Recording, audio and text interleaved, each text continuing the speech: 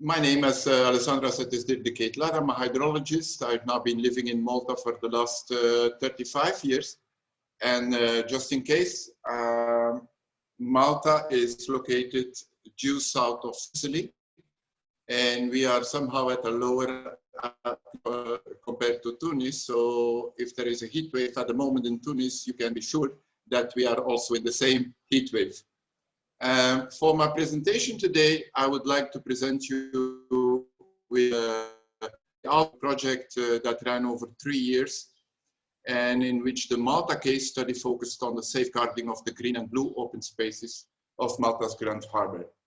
Now, I structured this presentation with 2 short intros about our company and how we have been trying to promote the use of satellite imagery, derived applications in Malta. Then I also like to share with you our portfolio emitting participatory GIS with the satellite derived products, because that is really our forte at the moment. And therefore, I would like to share with you some outcomes of the application of participatory GIS and the role of satellite imagery, before then coming to the main topic of my presentation, and that is in relation to the ENPI CBC Med funded Mare Nostrum project. We have an ongoing project, Aquacycle, where we are trying actually to extend the role of PGS to the domain of water and sanitation. So in terms of landmarks, back in 1996, 2 years after we set up Integrated Resources Management Company Limited in Malta, we hosted the annual conference of the European Association of Remote Sensing Laboratories. Then in 2017, we hosted the Copernicus Training and Information Session. We co-hosted that with Space Tech from Belgium. And this event was organized on the occasion of Malta's presidency of the Council of the European Union. And through Stefan Urovic from Space Tech, we got emboldened and we applied to become a member of the Copernicus Academy. So since 2017, we have also been following monthly webinars, similar to the ones Eurisi is organizing with the partners in the Netherlands. In terms of projects, we have, as Alessandra mentioned, been involved foremost in irrigation management projects that looked at the use of satellite imagery to optimize the irrigation services. So combined period of 6 years. Then I will come to the project that we will be discussing today, because that deals more precisely with sustainable tourism. And if you see that there is no continuation beyond 2015, that is because in the most recent years, I have been, together with the colleague speaker Tarek Habib, been an evaluator of Horizon 2020 space calls, and also together with Tarek, been a reviewer of ongoing projects that were selected in the Horizon 2020 program. So to give you a taste of the participatory GIS, in Sirius we had 7 case studies in different continents. And our foremost case study for IRMCo, we visited Egypt on a 3-weekly basis at the time. And we worked in Egypt with farmers in the Nile Delta. And typically in these workshops, we invite them in the morning to tell us about the traditional ways of managing their land, their water. And in the afternoon, we invite them to draw a vision of their land and water management. So here you see farmers from the Sesafa and the dugout canals in the Nile Delta drawing a new vision for a fair and equitable sharing of water. Same in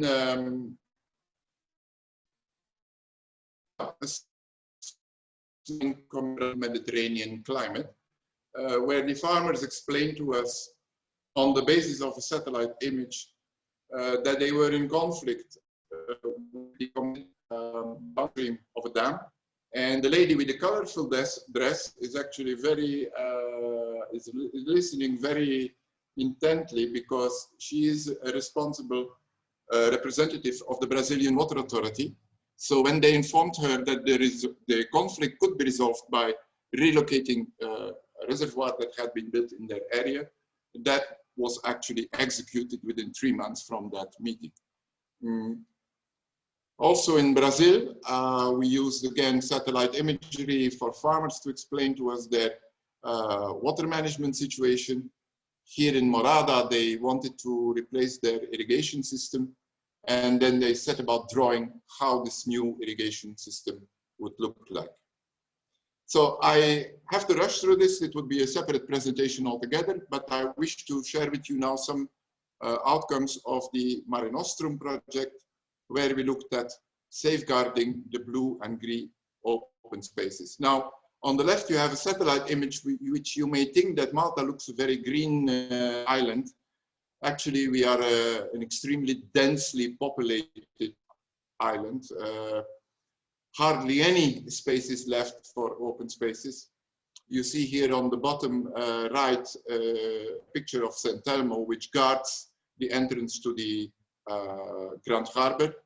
And at the top picture, we live in one of the peninsulas that face the Grand Harbor, or face Valletta rather.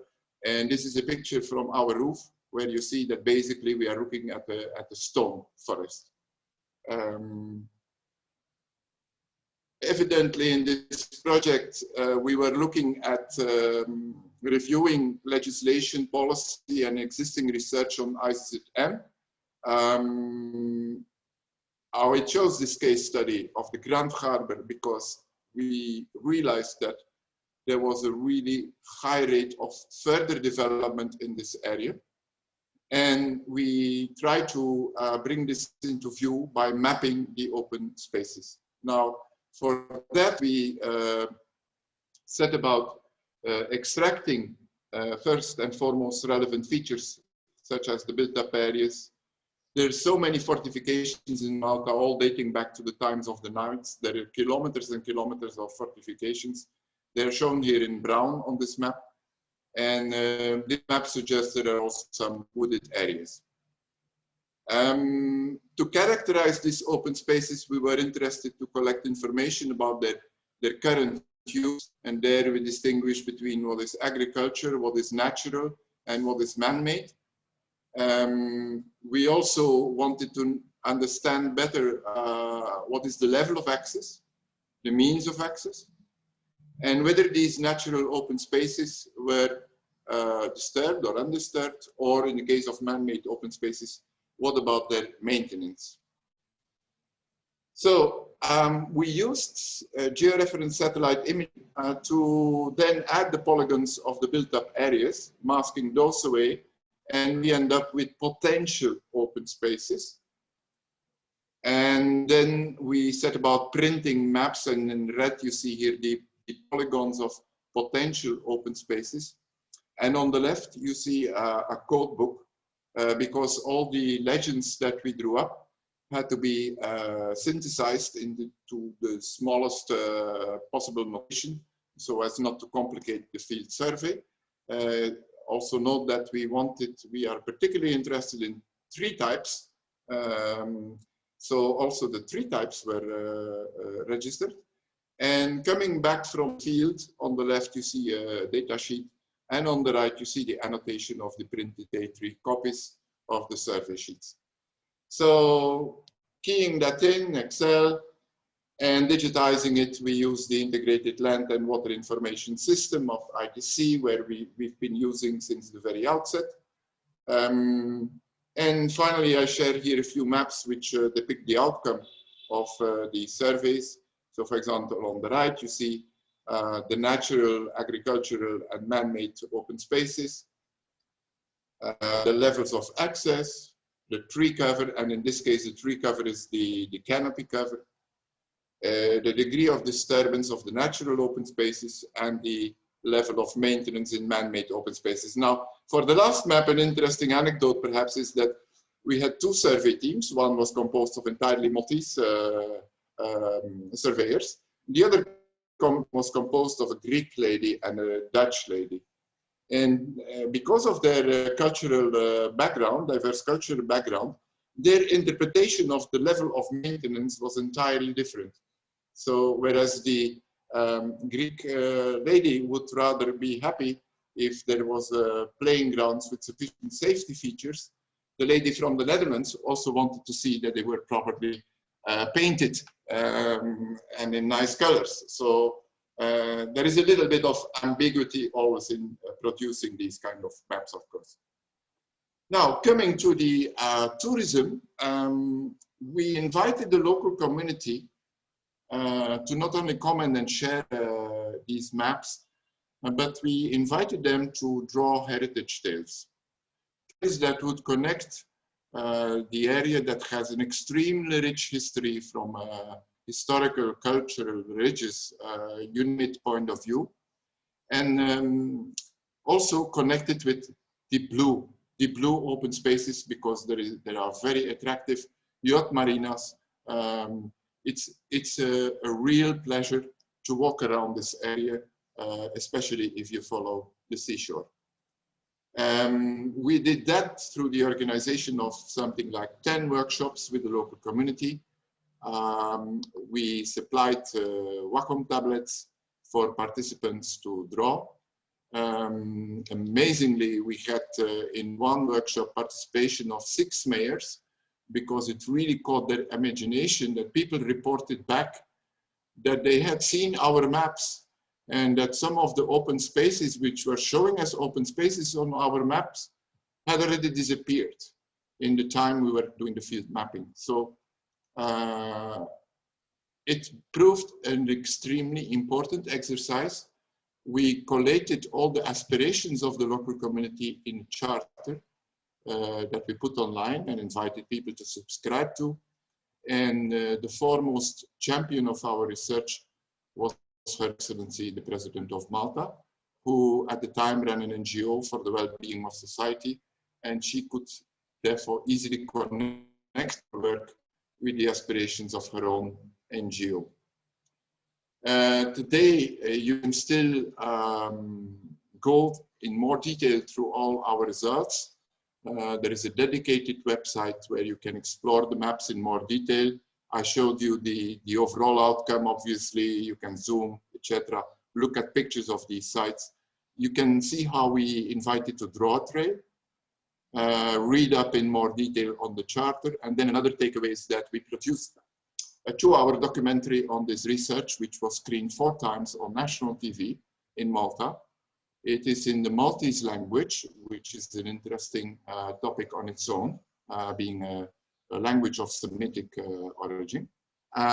It's with subtitles in English, and I will not divulge more. It also brings the largest ever protest in Malta we have seen in the time since Malta became, a country that joined the European Union.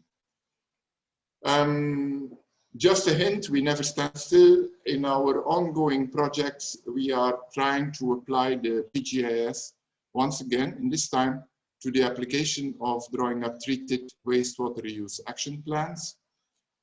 We have case studies in Lebanon, Spain, and Tunisia.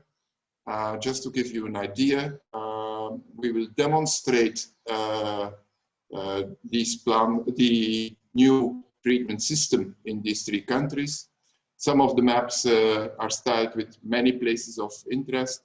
Here, the last one in Murcia in Spain shows, and in actual fact, in Murcia, there is already a very high level of reuse of treated effluent, something which we unfortunately do not have either in Malta nor in Tunisia, and certainly not in Jordan.